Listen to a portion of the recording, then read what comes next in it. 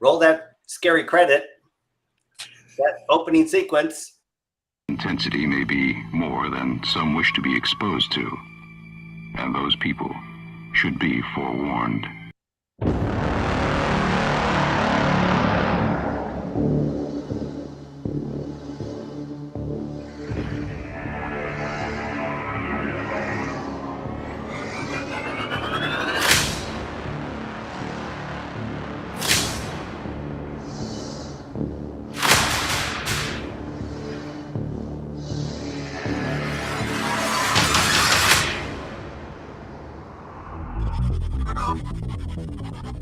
Get out. What? Die. It said die. Get out. Die. Oh my god. Oh my And it's God. like the same voice too. It is the same voice. It is the same tone. Maybe we should get out of that room because Yeah. he was lighting up and it said get out or die. Hello, ladies and gentlemen, boys and girls, and everyone in between. Welcome to a brand new season of Scared and Alone. We are back and excited to be here in a brand new location in Middleborough, Massachusetts. We are at the Mayflower Lodge Masonic Temple across the street from the old town hall. If you remember from last season, we investigated that, and now we're here at the Mayflower Lodge in Middleborough, Massachusetts. As always, I'm your host, Dean Haglund, and gathered is the old team back again after a long hiatus. Coming to us from the East Coast, it is the gentleman psychic with brush in hand and canvas ready, our very own spectral Bob Ross. It's Richard-Lael Lillard, ladies and gentlemen. Richard-Lael, how are you? I am well, Dean. How are you? Very good. Did you enjoy your time off? I was scared and alone. That's Sure. I was not scared and alone TM. I was just scared and alone. I see you've already started a canvas already. This is halfway completed. Well, thank you. You know, I have to admit something. I started this canvas when we were on last season. I just started it. And then I didn't have anything to do with it. And I set it aside and nothing was perfect. Nothing spoke to me. And then when I heard we were going to this Masonic Lodge, I went, I know exactly what we need. We need a little illumination. We need a little bit of play on the shadows. Exactly. It looks already terrifying, so I love it. Thank you. Great to see you, Richard-Lael. And coming to us from Key West, Florida, from the most haunted fire station in all of America, in one of my favorite names of any entity, living or dead, Captain Bumfardo. It is our friend David L. Sloan. David, how are you, sir? I am doing great. I'm really excited about tonight. But I mean, looking at this property, there's so much history here. I think some of the energy is good, but I'm afraid of some of what we might uncover. So I'm really excited. Oh, fantastic. Well, glad you're here. I hope you had a great hiatus, as we call it. Yeah, I spent some good quality time with Robert the Doll. Oh, you did? So How is Robert the Doll? Robert the Doll's doing great. He was asking about you. He's been scaring the hell out of people. I mean, 40s Martello has been more active than ever. They're doing a roof project there, and it's just all the spirits have this high level of anxiety that's really been coming out. Wow, spectacular. Well, can't wait to hear all about it. And coming to us from Long Beach, California, at a convention that you've kindly stepped away from, it is our paranormal investigator. It's Tammie Merheb-Chavez, ladies and gentlemen. How are you? Hi, Tammie? Dave. Hi. I'm enjoying the spooks today. I'm enjoying the haunted houses here in the convention and running into a lot of zombies and vampires. So it's been really Tell great. us again the name of this convention. This is called the Midsummer Scream, and it's one of the largest horror conventions. Yeah, I mean, we have Greg Nicotero doing panels. We have Fangora. We have a few Mike Myers walking around talking. So it's been cool. And I like the idea that they're recreating miniature haunted houses on the convention floor to tour. It is amazing. Yes, they made an actual miniature replication of the Halloween house. It looks like a kid's playhouse, And they have these silhouettes of these actors recreating when little Mike Myers is killing his sister on the second floor. It's really great. It is a horror lover's dream.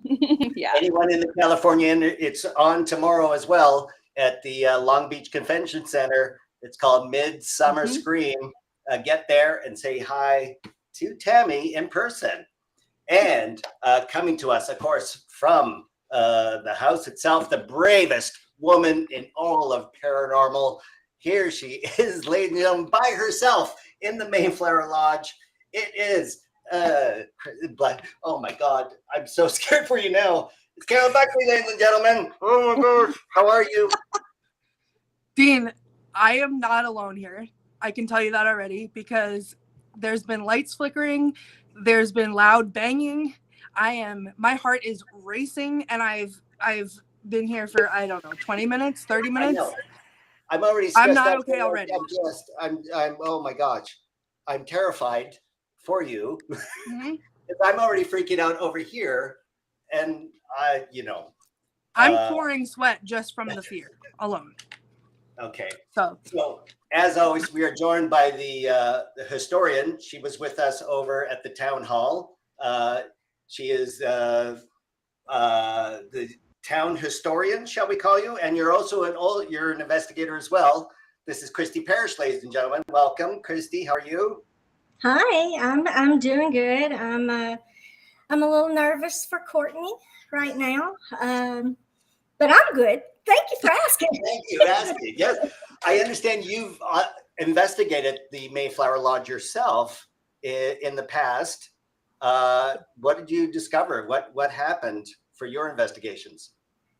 So they've been very interesting there, and we kind of went into it not knowing anything about what could possibly happen. And I think that allowed for a lot of things to just kind of open the floodgates for us to kind of show us what kind of potential is there. We've had equipment that's been manipulated, tricks with electricity, with lights flickering and things like that. We've actually captured full body individuals on a thermal imaging camera standing amongst us, listening to our conversation and learning about the tools that we're bringing, because as you know, Masons are about their tools, about what they use. And so these are new to them. And we wanted to take our time to explain how they work so that they could familiarize themselves and we could open that communication gap. But it's been amazing, the activity, voices and everything. A little quick thumbnail of the history of this place. It was built in the 1600s, if I'm not mistaken. Oh, it's circa 1800s. The house itself, yes. And what's beautiful about the Barrows house, if you'll remember the history of Middleborough Town Hall, Horatio Barrows actually was the man that went in and completed Town Hall after the death of its original architect, and he was on the project since the construction of Town Hall. Horatio actually finished after Solomon Eaton's death. And completed Town Hall and took the credit for it. As you know, architects are wont to do, I suppose. Well, it's a beautiful building. Yes, and it was just a single residence for the longest time before it became a Freemason lodge. Is that correct? That is correct. And the architecture for the house is fashioned out of another home down in Georgia. It's a particular style of Southern architecture with its round porches, and the interior design is absolutely gorgeous with its main staircases. And it's just a beautiful representation of Southern charm. The front windows actually fold all the way down around the surrounded porch to where you can walk through them like they were doors to go onto the porch. And I just recently learned that when I was walking around with the head mason. He showed me how that all worked. And so that'll be nice to get the porch refinished and redone so that we can actually bring back that charm and beauty to the house. It is an incredible piece of architecture. And I really am I'm going to enjoy seeing how Courtney actually feels about this building tonight as she navigates her way through the dark all alone. You're now in the main hall, is that correct? No, I'm in the kitchen. You're in the kitchen. just give us a little description. It looks actually terrifying. Just Well, suspended. Yeah, the whole building, I did not expect it to be as big as it is, and it's enormous. The lights are on in here, so I like it. But I'm sure you're going to make me turn them off any minute now. But let me give you a little tour. Okay. There is like kitchen area back here. Yeah. This is kind of like the dining hall in here. And then it goes back over here. Wow. There's also a bell that I can ring. Yeah, right. You want me to ring it and we can start the investigation? I think that's a good way, kind of do it to call the spirits and tell them that the ring is to give them energy. Great, Okay. love that for us. Okay, everybody listen.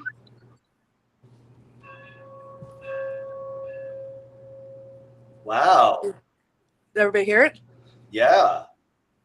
Is that a Masonic tradition, David? Do we know? I don't know much about Freemasonry, but why is there a bell in the kitchen that rings to the? Oh, look at that! Here they come. Yeah, I don't know. Why I do don't you think say that's things like something that? with Freemasons, but I'd imagine. I mean, having a bell in the kitchen, when it's mealtime, ringing a bell, that everybody understands that. So that brings the whole town a running from Middleborough to the Mason's kitchen. Well, they said it's really loud outside, so everyone around here now knows that I'm in my here. God. So Wow. love that. Okay. Now, some people in the comment section, Haley Castellano's getting anxiety. Cindy Plume's already picking up on spirits there. She's picking up on a woman there. Haley's got a couple of men arguing about something. What are you feeling there? I mean, I feel anxiety, definitely. Like, it's difficult to breathe because I'm anxious. I think more so this feels like I'm okay to be here. But I feel like there's someone just down the hall saying, like, you stay right there. Don't come in here. Can I actually, there are a few images that have been coming to my mind since I found out we were going here. Yes, Richard. There is, I see there's a gentleman that he's an older man. He's kind. He's not a bad person. He's an older man. But the thing that's really odd is he has really long hands, like really long, bony hands. And his hair is grown out, and it looks like there's red in it, but his hair is kind of longer. There's a woman that I saw. She has her hair parted down the middle, and she's in the 1860s. And then someone, for some reason, and I don't know why, someone is telling me 1912. I don't know why, but I keep getting 1912. With Tammie, your hair is parted in the middle. This is a new look for you. What is this? What Richard-Lael is picking up on? Most likely. I mean, it's like you get so many. I'm sensing so much around there, but I'm sensing more of like a male energy there. Of course, Masonic Lodge, and back in the day, women back then had that hair, very severe, like myself, and and that was the look back in that era. Right. So, and Christy, do we know historically, were there any deaths or unforeseen, unfortunate circumstances that happened in the lodge that we know of? Yeah, there was a young girl, about 16 years old, that passed from mysteriously. She was found in the basement of the house. I'm going to leave it at that and let Courtney do her job and find out the rest of it, because that's what investigators do. So I'll just give you that. Can we see this? Yeah. So I think she hears what we're talking about, and she knows that we're recognizing it. So, and she recognizes probably my voice coming through, and I appreciate that. But it's okay. You can share your truth. You're all right. Oh, okay. Listen, I was telling you guys this earlier, but off air. I was visited, both myself and my son, at my house several times this last week. and by things that I did not recognize. And then I was given signs, every sign possibly imaginable, by all of my dead relatives. And it scared me to the point where it was telling me to pay attention to what was in here and to be on my best behavior and very careful. And I don't necessarily mean that like I don't feel like there's anything bad here, or I was walking into anything bad, but walking into something terrifying, and that I needed to be on my best behavior and very respectful. Oh, when haven't you been? That's the question. It was a long hiatus, Dean. So wait, what did you get up to? I didn't realize this. So all your relatives came to you throughout the week, warming you up to this evening. Yeah, there were several entities that I did not recognize that tried to get in my house that both me and my son saw. And I feel like they're connected to here, and I'm getting red now that I'm talking about it. And then after that happened, all of my relatives came and gave me signs. After that? Yeah. So it's been a long week leading up to being here. Oh my God. Well, thank you for, this is a great way to start the new season, I suppose. David, I'm feeling like, you've should we got turn a lot the of lights off? You want to turn the lights off? I think so. We might as well Yeah. rock and roll, right? I think it's a good idea to turn them off. Okay. I'm okay. Turn them off and see what you get. Everything's better in the dark. Yes. And a reminder to everyone, this is a live interactive paranormal investigation. So you are our eyes and ears, everyone who's joining us.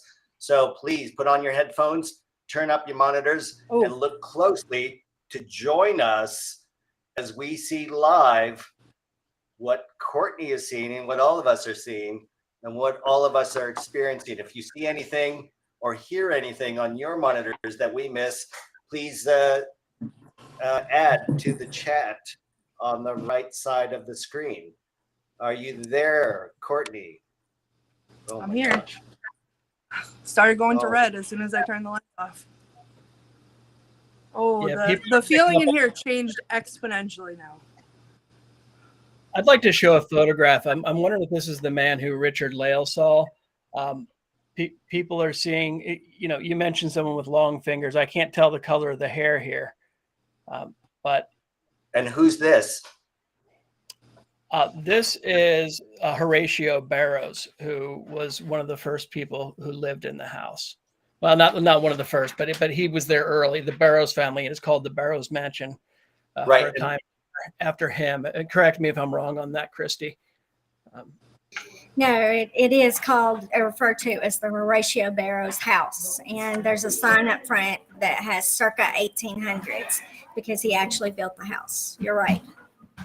He actually built the house. He wasn't just the architect. And he married into the other family, right? The name of which I forget. I know he and his wife did live there, but whenever I talk with the Masons and they share the history and stuff, they just focus mostly on Horatio and his son Fletcher. Ah, Fletcher. I'm hearing a fourth voice. Where's that coming from?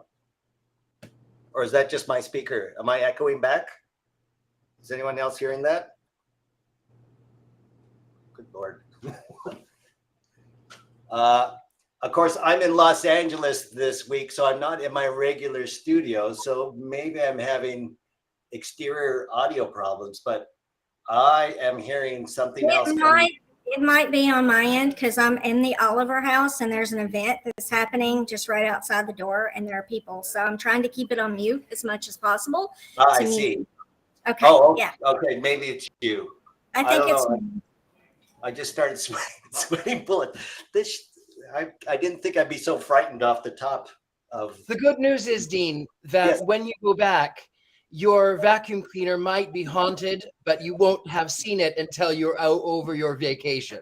Okay, you joke about my vacuum cleaner. Now my second vacuum cleaner in the main house sends me texts saying I finished cleaning and is nowhere finished cleaning. It is like lost. So it is now texting me lies.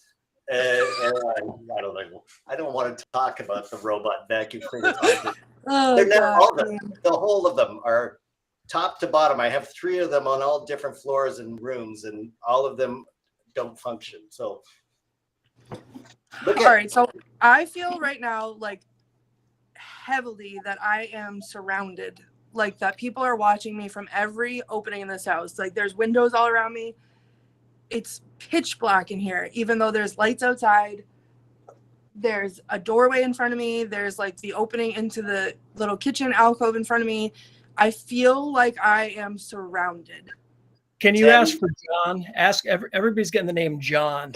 Let's maybe ask John to give you some kind of a sign, because you're already blowing up on the EMF meter. Right. Maybe ask them to knock something or to give you some other type of sign. All right. John, if you're here and you can hear me, can you give us a sign? Make a sound we all can hear.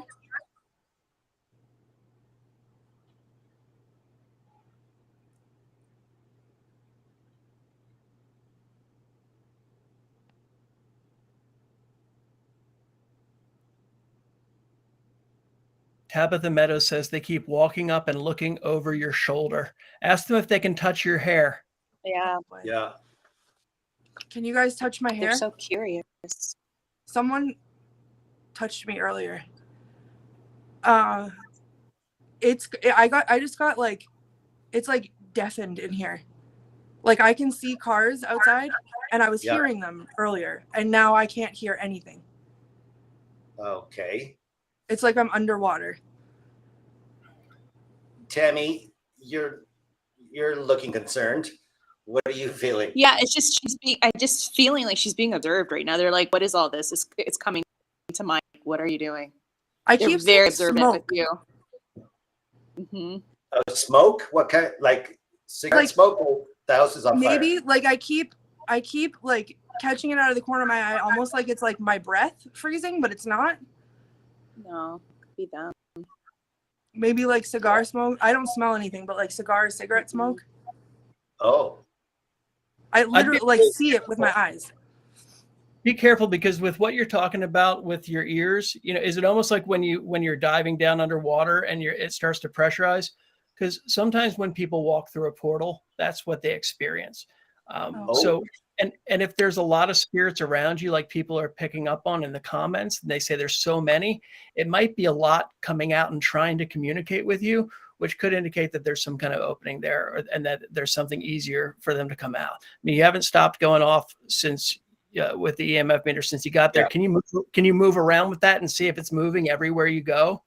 Following you?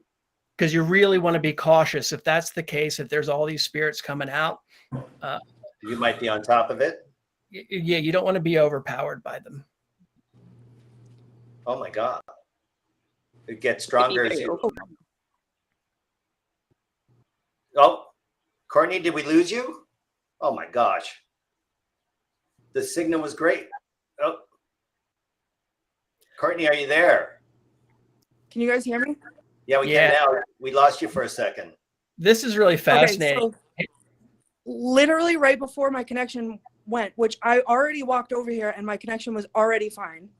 Yeah. From across over here, I don't know if you can see it, but over this area over here, I heard, it sounded like someone bumped a chair. And then I said, oh, and then my connection died. Oh. Haley Castellano is saying that they're trying to keep you from hearing what they are talking about. They're trying to make you deaf, so that maybe because they're secret society, they don't want you to hear what's being said. Oh my gosh. So secrets. You're saying wipe it off. You need to set your boundary. Not let them get too attached to you. Don't let them get in you and try to make it so you can't hear them. Maybe give a little introduction. Tell them why you're here, and let them know that you have good intentions. Oh yeah, let's do that. I'm gonna come back to my little area for a second so I don't blind myself with my flashlight. Hold on. Okay. We're now at solid red. Oh my gosh. Okay. Whoever is here with me, my name is Courtney. I'm just here to admire your beautiful space, to communicate with you if there's anything that you'd like to say. I feel like I'm about to be touched. Wow. like someone is on top of me.